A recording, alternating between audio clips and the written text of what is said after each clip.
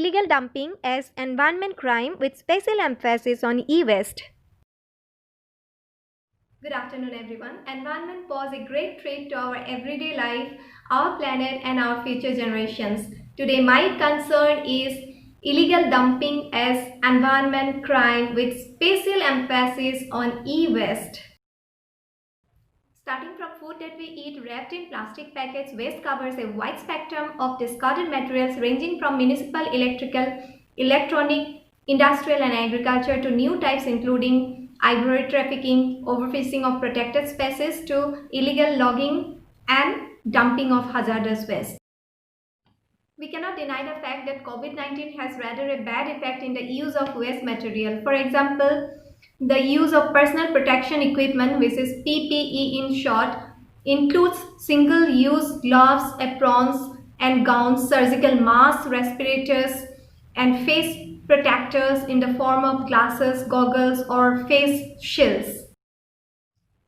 Electronic waste management has become a threat. The so-called developed countries are creating up to 50 million tons of electronic waste every year, ranging from TV, computer, mobile phones, home appliances, etc. And up to 75% of them are not recorded officially, and a good deal of them are illegally exported to our country as well as Africa, China, etc. It is the case of Ghana's Rapis dump, a large electronic waste dump coming from the west. So I have already given a glimpse of illegal dumping with special emphasis on e-waste and tried to relate to the present COVID-19 situation. As my paper deals with illegal dumping as environment crime, so let us see the rules and regulations, various acts, legislations for protection along with some case laws. Before that, let's see how we can prevent deterioration of environment in this matter. Prevention of waste, minimization of waste, reuse of the product, reuse of component, recycling, composting, energy recovery, landfill, uncollected waste, as well as increased surveillance and enforcement, lighting of dumping hotspots, landscaping and beautification of illegal dump sites, and giving aesthetic amenities such as grass, flowers, gardens, etc.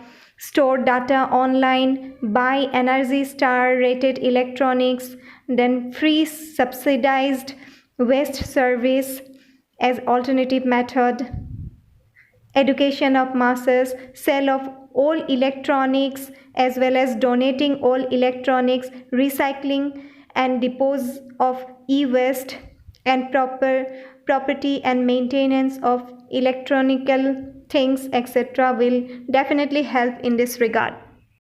If we look into the international efforts, we have to mention about the Basel, Rotterdam and Stockholm Conventions, which provide the forefront of our global efforts in tracking and managing hazardous waste and chemicals, along with the initiatives such as the UN Solving the E-Waste Problem (STEP) initiative on electronic waste.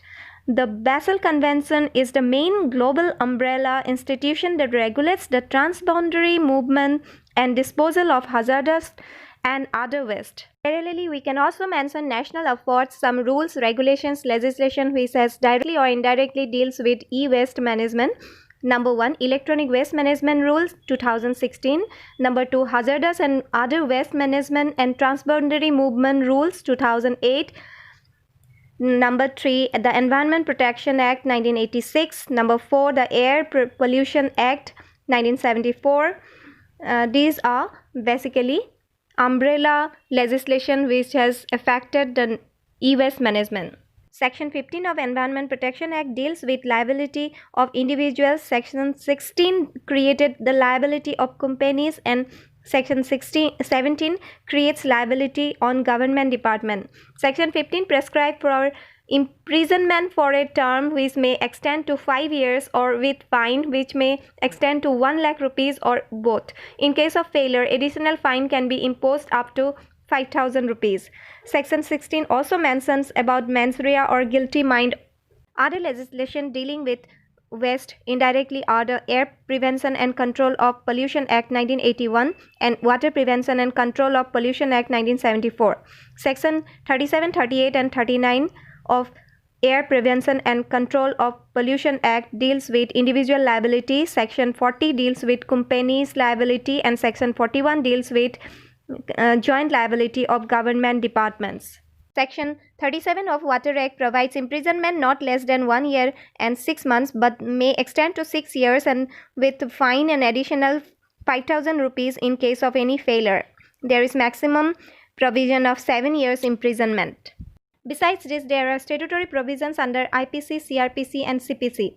Section 268 to 294A of IPC deals with offences relating to public health and safety and are applicable to waste also to an extent. Public nuisance mentioned in IPC covers all type of pollution. Section 268 applies to pollution produced by open burning and dumping of electronic waste and expose of electronic waste to toxic soldiers and acid baths. Section 277 provides punishment of 3 months or fine or of 500 rupees or both. Section 269 also provides punishment of 6 months and fine and both. Person can also file FIR under this section. In the Criminal Procedure Code, various provisions are mentioned which can be used to prevent pollution of almost all kind. Under the code, various powers are conferred on the district magistrate or subdivisional magistrate or the executive magistrate to control the pollution. In CRPC, Section 133 to 144 provide the most effective and speedy remedy for the preventing and controlling of public nuisance causing air, water, noise pollution. Among the case laws, we can mention Vallikadar Asani versus P.K. Modikutti, MC Mehta versus Union of India, Govind Singh versus Santi Sarup, etc. So now the question is why e-waste getting into the country and are increasing day by day in spite of all these rules, regulations, legislations. Hence, it is the peak time we must understand the seriousness of the situation. Otherwise, we must be ready for the consequences. Thank you all.